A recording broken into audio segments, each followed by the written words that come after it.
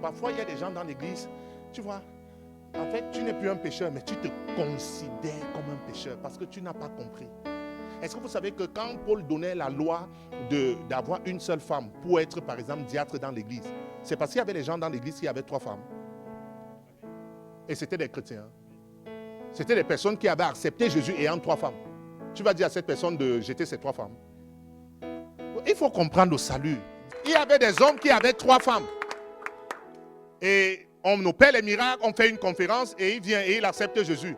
Il retourne à la maison, il a ses 3 femmes. Et il revient au culte avec ses 3 femmes. Et il s'assoit. Paul enseigne et il regarde dans l'église et il sait qu'il y a des hommes qui ont 3 femmes. Et maintenant il veut faire dans la sélection des personnes, des diacres, des ministres. Il dit que maintenant, si tu veux accéder à ce poste, il te faut juste une femme. Donc la personne peut rester avec ses 3 femmes dans l'église. Et c'est un chrétien. Mais la personne peut ne pas être ministre. Mais la personne est sauvée. Est-ce que quelqu'un comprend? Est-ce que tu peux acclamer pour ce genre d'enseignement?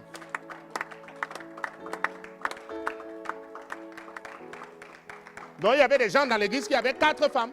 Et c'est un papa qui vient à l'église, s'assoit avec ses 4 femmes. Et il est sauvé. Et on enseigne la parole. Maintenant, le papa sait que Paul, qui est un apôtre, a donné les enseignements. Et c'est très clair qu'il ne peut pas aspirer à ça, à être ministre. Mais il est dans l'église, il peut même servir, il peut faire beaucoup de choses pour l'église. Il peut être un partenaire pour l'église. Il est sauvé. Et ces femmes peuvent aussi être sauvées. Ne me sortez pas des versets, je suis dans la parole pour dire, est-ce qu'elles sont aussi sauvées? Les 3 sont sauvées. Elles confessent Jésus, elles sont sauvées. Et il a 3 femmes. Et les enfants sont sauvés.